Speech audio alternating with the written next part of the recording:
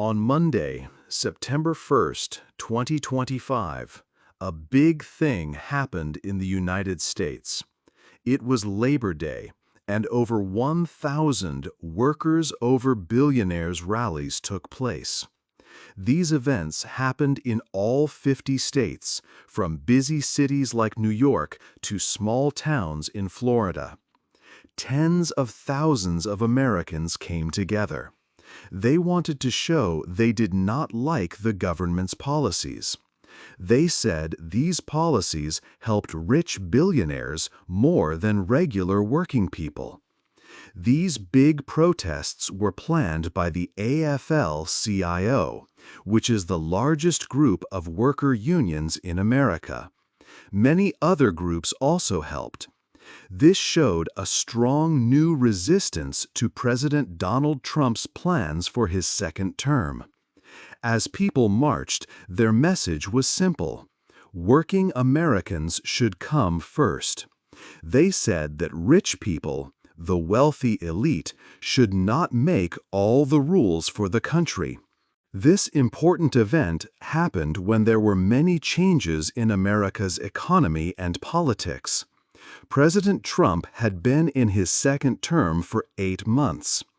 His government's rules, often made with advice from rich people like Elon Musk, made many workers angry. They said working families were suffering because of government cuts and laws that helped big companies. The protests were not just for one day. They were the start of a bigger movement. This movement wants Labor Day to be about workers' rights and respect again, not just a holiday. It is a fight between everyday families and the very rich who have too much power in the government. 2. Many people on the streets. On Labor Day, September 1, 2025, many people came out to the streets across America. There were more than 1,000 rallies in all 50 states. People gathered in over 900 cities and towns. This showed that the movement was very big and reached many different places.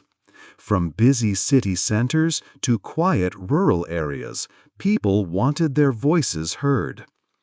Big cities saw very large crowds. In Chicago, thousands of people gathered in the West Loop area. This place is famous for its history with workers' rights. The mayor of Chicago, Brandon Johnson, spoke loudly to the crowd. People chanted with him, saying things like, "No troops in Chicago." They did not want federal military forces in their city. Instead, they asked for more money for their city, not for soldiers. In New York City, hundreds of people stood outside Trump Tower on Fifth Avenue. They held signs and asked for a $30 per hour minimum wage. They also chanted for President Donald Trump to step down from office.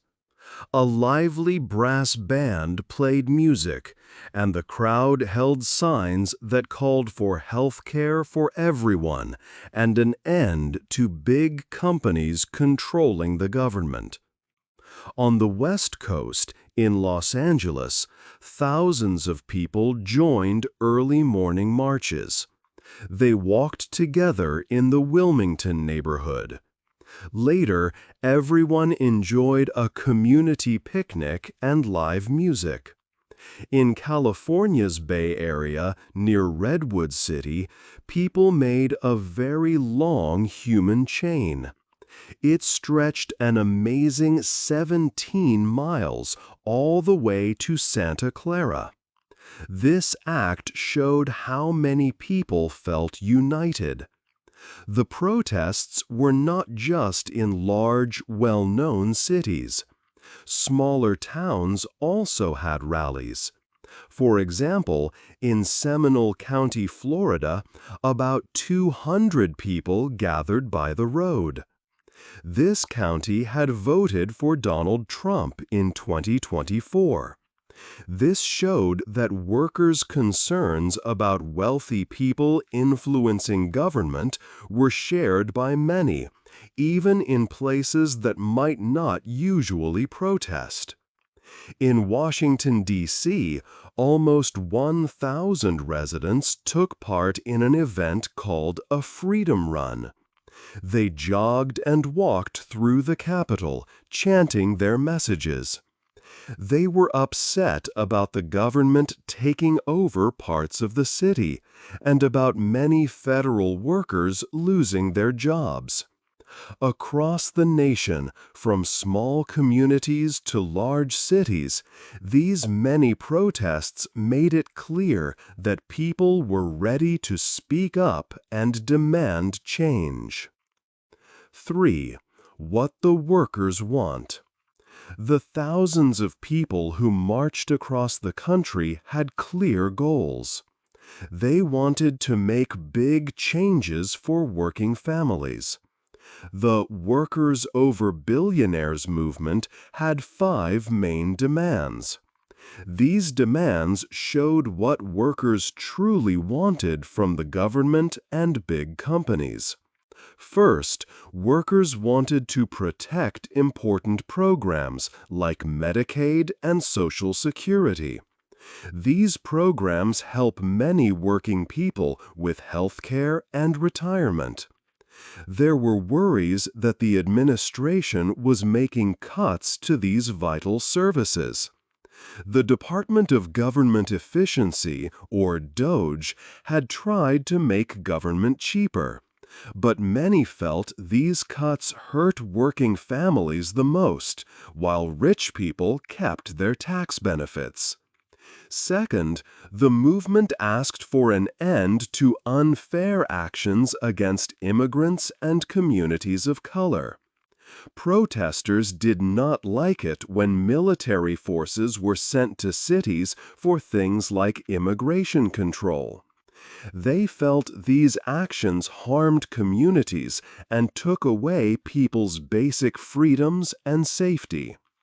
Across the nation, from small communities to large cities, these many protests made it clear that people were ready to speak up and demand change. This was seen as an overreach by the federal government into local life. Third, people demanded more money for schools, health care, and housing for all Americans. They believed everyone should have access to good education, medical care, and a safe place to live. Workers said that money for these public services was being cut. They saw this as a choice to help corporations and wealthy individuals instead of the general public. Fourth, the movement called for companies to be fair and honest. They wanted to stop corporate corruption. This meant that billionaires should not have too much power over government decisions. Workers asked for stronger rules to control how big companies act and to make them responsible for their impact. They felt that some rich people used their money to influence laws that only helped themselves. Finally, a very important demand was for living wages and stronger support for unions. Workers felt they were not paid enough to live a decent life. A big focus was on ending the sub-minimum wage for workers who get tips, like those in restaurants. This wage is just $2.13 per hour. It has been the same for over 30 years, since 1991. This low wage means tipped workers must rely almost entirely on customer tips to make a living, which can be very difficult and unsure. The federal minimum wage for other workers is only $7.25 per hour. This amount has not changed since 2009. Many workers said this was simply not enough money to pay for basic needs like food, rent, and transport in today's world. For example, in a big city like New York, a single adult needs almost $33 an hour to cover their basic costs. Even in states with lower living costs, the needed wage is often much higher than the federal minimum. This gap made it hard for families to get by, no matter how hard they worked. Workers believed that the policies of the administration often helped the very rich more than everyday people. They saw cuts to public services and low wages as clear proof of this problem.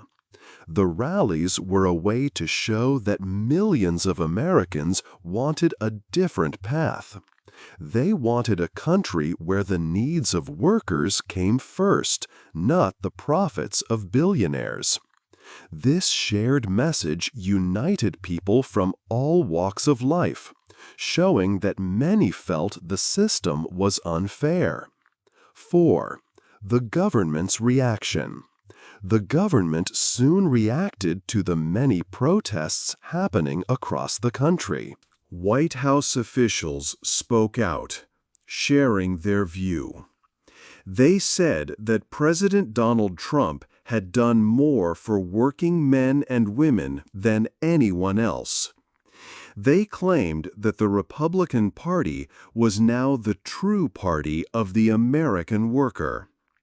These statements came as thousands protested in cities and towns. However, these official words did not calm the anger of the people. Many protesters believed the government's policies helped rich people and big companies, not ordinary families. A key reason for this belief was the work of a special government group. This group was called the Department of Government Efficiency, or DOGE. It was first led by a well-known billionaire, Elon Musk, before he left his role. DOGE's goal was to make government work better and spend less money. But its methods caused big problems for many. Reports later showed that DOGE cut nearly $22 billion from different government programs. This also meant that many federal jobs were lost. Tens of thousands of government employees found themselves without work. These job cuts were a major point of anger for the workers over billionaires movement. The cuts from DOGE had wide effects. They did not just impact people who worked directly for the government. Many private companies that had contracts with the government also faced problems and had to fire their staff. Important services like some schools, healthcare plans, and housing projects saw their funding reduced. Nonprofit organizations that relied on government money also had to scale back their help for communities. People felt these changes hurt working-class Americans the most. Beyond job cuts, the Trump administration also sent federal military forces to some cities. This happened in places like Chicago, Los Angeles, and Washington, D.C. The president said these troops were there to help control crime. But many people saw this as the government stepping too far into local issues. In Chicago especially, protesters loudly chanted, "No troops in Chicago." They worried that the presence of soldiers threatened their freedom and safety. These actions from the government only fueled the workers' determination to keep protesting and demand real change. 5. Stories from different cities. The protests on Labor Day were big, but what people cared about changed in different cities. Each place had its own important issues. In Chicago, people were worried about federal troops. Mayor Brandon Johnson spoke against President Trump's idea to send soldiers to the city. He said, "No troops in Chicago." Many residents felt afraid. A 72-year-old man, Filiberto Ramirez, worried about violence. Another protester, Yvonne Spears, who was 67, agreed that crime was a problem. But she said the National Guard should help people, not work against them. Many Chicago residents also did not like how President Trump talked about their city, calling it a mess. New York City had a different focus. Hundreds of people met near Trump Tower. They asked for a $30 per hour minimum wage. They also wanted universal health care. Some people chanted for President Trump to leave his job. Giovanni Uribe from One Fair Wage explained that service workers are very important for the city. He said they need a wage they can live on, not the small $2.13 per hour that many tipped workers get. In California, especially in the Bay Area, people talked about the tech industry. Some activists even made a 17-mile human chain. Rosa Shields from the AFL-CIO said that big tech companies changed the city. Many local people had to leave their homes because things became too expensive. She also spoke about new problems with artificial intelligence and companies like Palantir getting many government contracts. Even in places that voted for President Trump, people joined the protests. In Seminole County, Florida, about 200 people stood on the road to protest. This county voted for President Trump in 2024. A 70-year-old woman named Kathy McCook waved an American flag. She said it was important for people to take a stand. This showed that workers' problems were important everywhere, not just in big cities. These stories showed that people across America wanted change. They showed that different communities cared about different things, but all wanted a better life for workers. 6. Workers stop working. On Labor Day, September 2025, many workers did more than just protest. They stopped working. This was a strong way to show their demands. They wanted better pay and fairer work. One big strike happened at the Hilton Americas Houston Hotel. More than 400 workers there decided to stop their jobs. They were part of a union called Unite Here Local 23 Texas. These workers asked for more money. They wanted their minimum wage to go from $16.50 per hour to $23 per hour. The strike began very early on Labor Day. It was planned to last for 9 days. This was the first time this union had gone on strike in 25 years. The Hilton hotel workers felt their pay was too low to live on. They also wanted better working conditions, good health care, and safety in their jobs. Their strike showed many of the same problems that people talked about in the big rallies. It showed that companies sometimes do not want to pay workers enough. It also showed how strong workers can be when they work together. Other groups of workers also took action. Airport service workers who clean and help travelers joined in. Drivers for rideshare companies, like those who drive people in their cars, stopped working too. Many other workers in the service industry and the gig economy also protested. These are people who work short jobs or through apps. They often do not get regular job benefits. These workers also wanted living wages, health insurance, and the right to form unions. The Service Employees International Union, or SEIU, helped organize many of these actions. These strikes and work stoppages made the workers' message very clear. They showed that workers were serious about their demands. They wanted fair treatment and a better future for their families. 7. A change in politics. The large protests on Labor Day brought big changes to politics. People across the United States showed their feelings. They did not just march for one day. They wanted to change how the country works in the future. The Workers Over Billionaires movement had a clear goal: to make people think about upcoming elections. Organizers hoped that the energy from the rallies would make more people vote. They wanted people to choose leaders who would help working families, not just the very rich. Andrew Lisa, from the Seminole County Democratic Party, said that protests help turn energy into real action, like talking to neighbors about voting.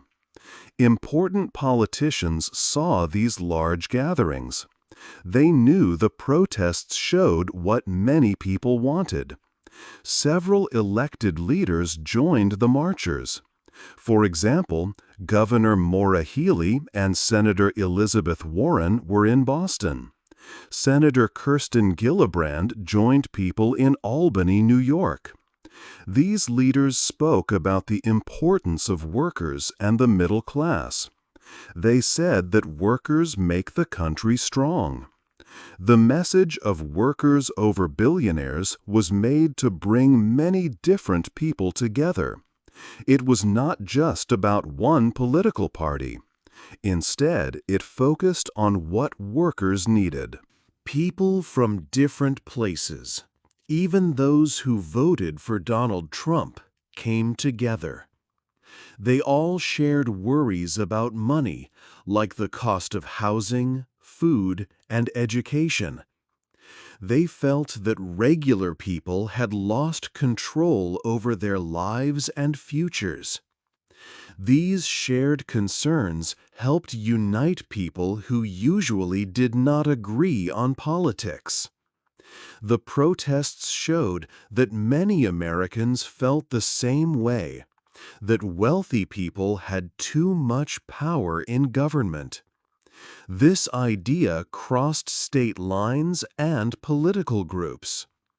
It made the movement strong and showed that workers' issues were important everywhere. The demonstrations also tested new ways to get people involved in politics.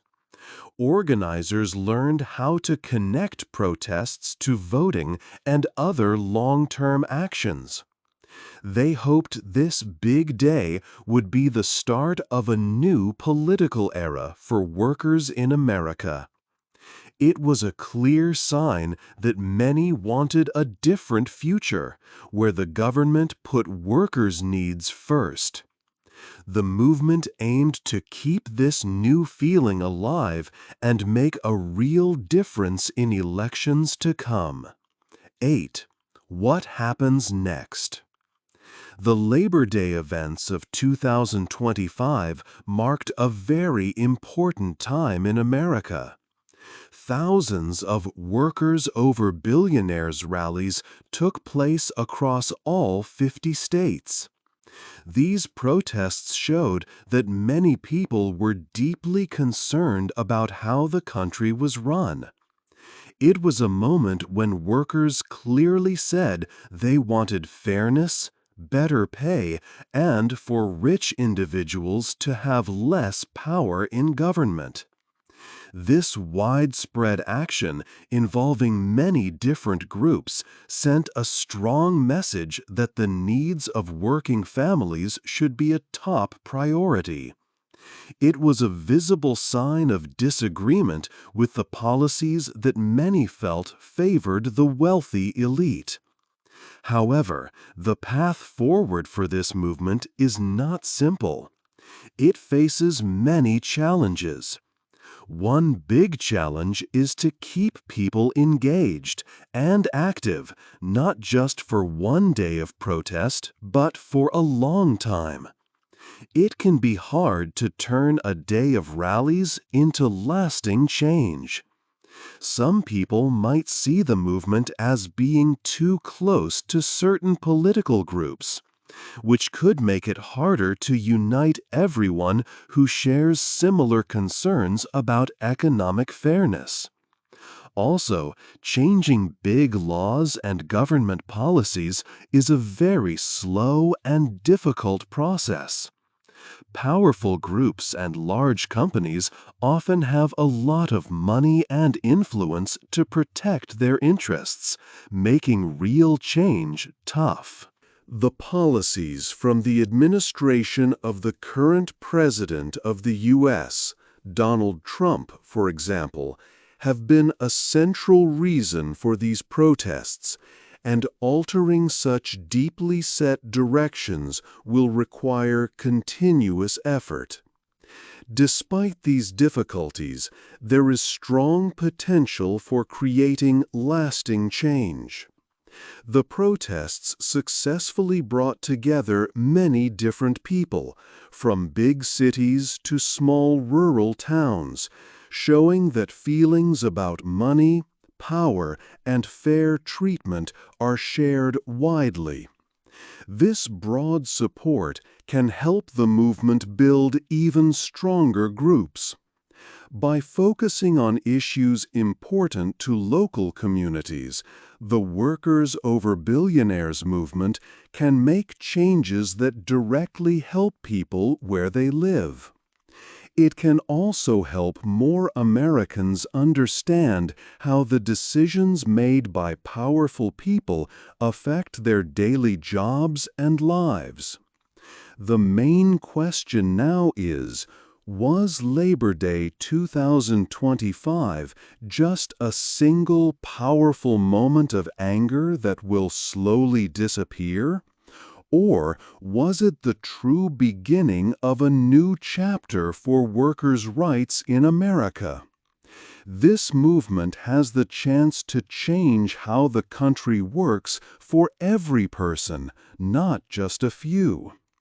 The months and years ahead will show if the energy and message from this historic day can lead to real, long-term improvements for working families. What do you think will be the most important thing for the Workers Over Billionaires movement to do next to make lasting change? Hey there! Just a second before you go. If you learned something new today, please give this video a like, write your thoughts in the comments, and subscribe to the channel. It only takes a second, and it really, really helps to create even better English videos for you. Your support means the world. Thank you.